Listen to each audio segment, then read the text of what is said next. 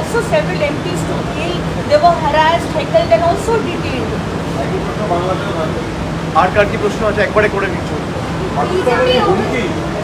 दादा, जो पाकिस्तान ने इंडिया को धमकी दिया है इंडस वैली के ऊपर डैम बनाने को लेकर कि हम लोग वार करेंगे, न्यूक्लियर का भी थ्रेट दिया है, বিজেপি অভিযোগ করছে যে জনসংখ্যাপত্র থেকে শুরু করে ফোন নম্বর, ব্যক্তিগত তথ্য ভোটারদের চলে যাচ্ছে আইপ্যাকের কাছে, আর তৃণমূল আইপ্যাককে ব্যবহার করছে ভোটার তালিকা কার্যক্রম। আচ্ছা, প্রথমত কালকের যে সাংসদদের নির্বাচন কমিশনের অভিযান নিয়ে আপনারা প্রশ্ন করেছেন, আপনারা দেখেছেন যে কালকের যে প্রোটেস্ট র্যালি ছিল সেটা অত্যন্ত শান্তিপূর্ণ ছিল। সেখানে কোনো রকম কোনো ভায়োলেন্সের কোনো জায়গা ছিল না।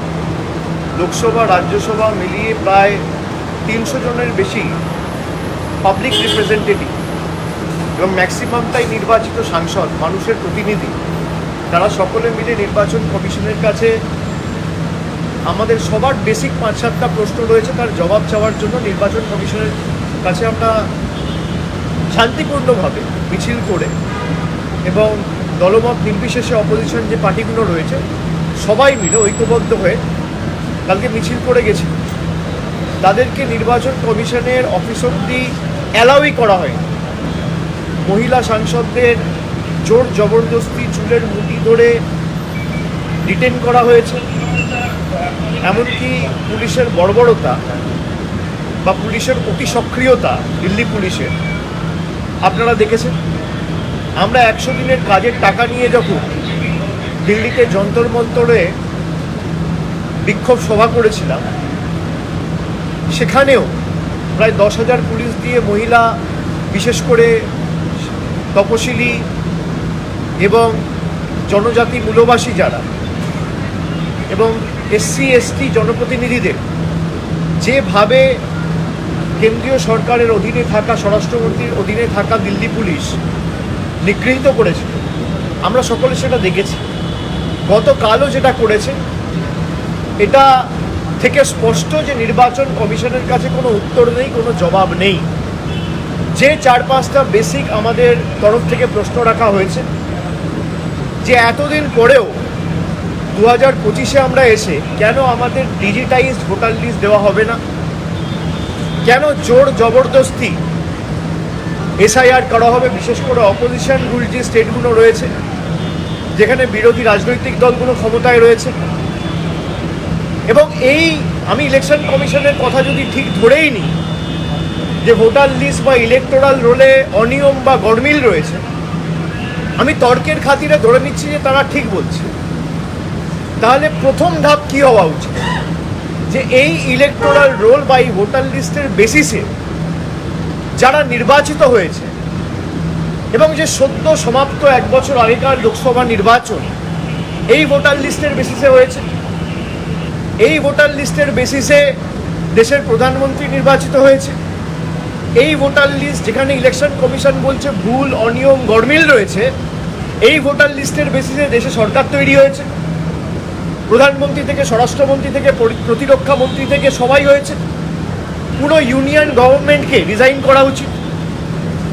এবং আমাদের রাজ্যের মুখ্যমন্ত্রী, দলের সভানেত্রী মমতা ব্যানার্জি 27শে ফেব্রুয়ারি নেতাজি ইন্ডোর স্টেডিয়ামে প্রথম এটা ধরেছিলেন যে এক ব্যক্তির একই এপিক নাম্বারে গুজরাটের ভোটার লিস্টে নাম রয়েছে, আবার উত্তরপ্রদেশে রয়েছে, আবার বাংলায় রয়েছে। কংগ্রেসের তরফ থেকে যে সাংবাদিক বৈঠকটা করা হয়েছে সেখানে স্পষ্টত দেখানো হয়েছে যে একই ব্যক্তি একই দিনে একবার বারাণসীতে ভোট করছে, একবার কর্ণাটকায় গিয়ে ভোট করছে। একই এপিক নাম্বারে একই নামে 5 জন 7 জন 10 জন করে ভোটার 10টা আলাদা পোলিং স্টেশনে তিনি ভোটাধিকার প্রয়োগ করেছেন। আর এই ডেটা তো তৃণমূলের বা কংগ্রেসের নয় বা অন্য রাজনৈতিক দলের নয়, এটা নির্বাচন কমিশনের ডেটা। তো এই উত্তরগুলো কে দেবে? আর নির্বাচন কমিশনের উপর যদি প্রশ্ন ওঠে বিজেপি ডিফেন্ড করবে কেন? বিজেপির দায় কি? নির্বাচন কমিশন তো নিরপেক্ষ। তথাকথিতভাবে যদি তারা এতটাই নিরপেক্ষ থাকে, তারা সব এমপিদের সাথে বসবে। এই এমপিগুলো তো বানের জলে ভেসে আসেনি, নির্বাচন কমিশনার মনোনীত, আমরা নির্বাচিত। আমাদের 20 লাখ 22 লাখ 25 লাখ মানুষ ভোট দিয়ে তাদের ভোটাধিকার প্রয়োগ করে আমাদের নির্বাচিত করেছে। আর ইলেকশন কমিশনকে প্রতিনিধি করে সরকার পাঠিয়েছে তাদের হয়ে কাজ করার জন্য। যে কটা প্রতিষ্ঠান আছে সব কটা প্রতিষ্ঠানকে তাদের কৃতদাস এবং তল্পিবাহকে পরিণত করেছে এই বিজেপির সরকার। গতকালকের যে ঘটনা, তাদের কাছে যদি প্রকৃত সদুত্তর থাকতো তাহলে আপনি দেখা করতেন, কথা বলতেন। আপনি কথা বলেননি, আপনি উল্টে সব সাংসদদের ডিটেন করে পুলিশ স্টেশনে নিয়ে গিয়ে বসিয়ে রেখেছে। মহিলাদের উপর অত্যাচার করেছে, পুলিশ লাঠিচার্জ করেছে, চুলের মুঠি ধরে মহিলাদের টানতে টানতে হ্যাঁচড়াতে হ্যাঁচড়াতে নিয়ে গেছে। আমাদের কালকে একাধিক সাংসদ, এমনকি মিতালি বাগ, সেও অসুস্থ হয়ে পড়েছে, আপনারা দেখেছেন, পুলিশের অত্যাচারের কারণে। জোর জবরদস্তি তারা দেশটাকে নিজেদের সম্পত্তি ভেবে সব প্রতিষ্ঠানগুলোকে নিজেদের রাজনৈতিক স্বার্থে কাজে লাগিয়ে এখন মানুষের ভোটাধিকারটুকুও কেড়ে নিতে চাইছে। আমরা এটা করতে দেবো না। কালকের যেটা দেখেছেন আপনারা, এটা সবে শুরু। আমি আগেও বলেছি, আবারও বলছি, যদি বাংলা থেকে একটা মানুষ যার ভোটার লিস্টে যে প্রকৃত ভোটার যদি তার নাম বাদ যায় এবং বিজেপি যদি ভাবে যে মানুষের ভোটাধিকার কেড়ে নিয়ে আমরা দেশটাকে আমাদের রাজনৈতিক সম্পদ হিসেবে ব্যবহার করব, আমরা যে ভাষায় বিজেপি বোঝে সেই ভাষায় আমরা জবাব দিতে জানি। বাংলার একটা মানুষের যদি ভোটাধিকার কাড়ে তাহলে 1 লক্ষ মানুষ নিয়ে নির্বাচন কমিশন ঘিরব। বিজেপির কোনো নেতা বাঁচাবে না। বিজেপি ভালো করে জানে যে বৈমাতৃসুলভ আচরণ বাংলার মানুষের প্রতি, বিশেষ করে গত 4.5 বছরে নির্বাচনে হেরে যাওয়ার পর বাংলার মানুষের প্রতি তারা করেছে, টাকা বন্ধ থেকে শুরু করে বাংলার মানুষকে বিভিন্নভাবে ব্যঙ্গ বিদ্রুপ করে বাংলাদেশি বলা। বাংলার মানুষ যদি ভোটাধিকার প্রয়োগ করার সুযোগ পায়, এদের জামানত বাজেয়াপ্ত হবে। সুতরাং তারা আগে থেকে প্রস্তুতি নিচ্ছে। আমি ইলেকশন কমিশনকে বলবো যে সবাই বলছে আপনারা ভুল, বিরোধী পার্টি। আমি ধরে নিলাম তর্কের খাতিরে আপনারা ঠিক। আপনারা যদি ঠিক হন তাহলে প্রথম পদক্ষেপ, যদি এই ভোটার লিস্টে গডমিল থাকে, তাহলে ফার্স্ট স্টেপ শুড বি যে তৎকালীন যিনি চিফ ইলেকশন কমিশনার ছিল রাজীব কুমার, তার বিরুদ্ধে ক্রিমিনাল প্রসিডিং ইনিশিয়েট করা, তার বিরুদ্ধে নির্বাচন কমিশন থেকে এফআইআর করা, যে তার তত্ত্বাবধানে, তার ভিজিলেন্সে, তার সুপারভিশনে যে জেনারেল ইলেকশন 1 বছর আগে হয়েছে, সেখানে যদি ভোটার লিস্টে গডমিল থাকে আর ফেক ভোটার থাকে এবং সত্যি বাংলাদেশি থাকে, তাহলে তার বিরুদ্ধে ক্রিমিনাল প্রসিডিং ইনিশিয়েট করে সেই ভোটার লিস্টের বেসিসে যারা নির্বাচিত হয়েছে সবার পদত্যাগ করা উচিত। এবং তারা যদি পদত্যাগ করে তাহলে প্রধানমন্ত্রীর পদত্যাগ করা উচিত। এই ভোটার লিস্টের বেসিসেই প্রধানমন্ত্রী, স্বরাষ্ট্রমন্ত্রী নির্বাচিত হয়েছে। এই ভোটার লিস্টের বেসিসেই আগামী দিন উপরাষ্ট্রপতি বা রাষ্ট্রপতি সাংসদদের ভোটে নির্বাচিত হবে। তাহলে পুরোটাই যদি বেনিয়ম বা অনিয়ম বা ভেজাল বা কোনো ফেক নাম থেকে থাকে, তাহলে ফার্স্ট স্টেপ হিসেবে তারা রিজাইন করুক। সারা দেশের মানুষ এসআইআরকে স্বাগত জানাবে। আমি বলছি আপনারা যদি এসআইআর করতে চান, আপনাদের বক্তব্য কি? যে এই ইলেকটোরাল রোলে অনিয়ম রয়েছে, আমরা এসআইআর করতে চাই। আরে এই ইলেকটোরাল রোলের বেসিসেই তো 6 মাস আগে মহারাষ্ট্রে নির্বাচন হয়েছে, আপনার ঝাড়খণ্ডে নির্বাচন হয়েছে, আপনার হরিয়ানায় নির্বাচন হয়েছে। এই ইলেকটোরাল রোলের বেসিসেই তো 2-4টে রাজ্যে বিজেপি সরকার ক্ষমতায় এসছে 6 মাস আগে পর্যন্ত। এই ভোটার লিস্টের বেসিসেই তো কেন্দ্রে সরকার ক্ষমতায় এসছে, বিজেপি 240টা সিট পেয়েছে। তা যারা এই ভোটার লিস্টের বেসিসে নির্বাচন করে, আমি আমার কথাও বলছি, বিজেপি শুরু করুক না, আমরা সবাই ডিজাইন করুক, কোনো অসুবিধা নেই।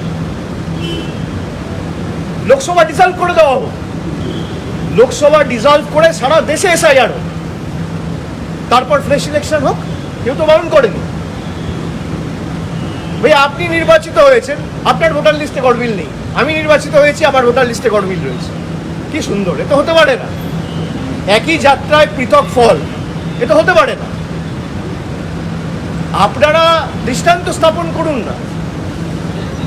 এত আপনারা সততার কথা বলেন, গণতন্ত্রের কথা বলেন, আপনারা ভারতবর্ষের উজ্জ্বল ভবিষ্যতের কথা বলেন, তো বিজেপির নেতাদের বলবো বা এনডিএ শরিক যারা আছে তাদেরকে বলবো আপনারা শুরু করুন। তৃণমূলের যত জনপ্রতিনিধি আছে বা বিরোধী রাজনৈতিক দল কংগ্রেস, এদিকে ডিএমকে বা সমাজবাদী পার্টি, সবাই ডিজাইন করবে, পুরো লোকসভা ডিজলভ করে দিন, তারপর আপনারা এসআইআর করুন।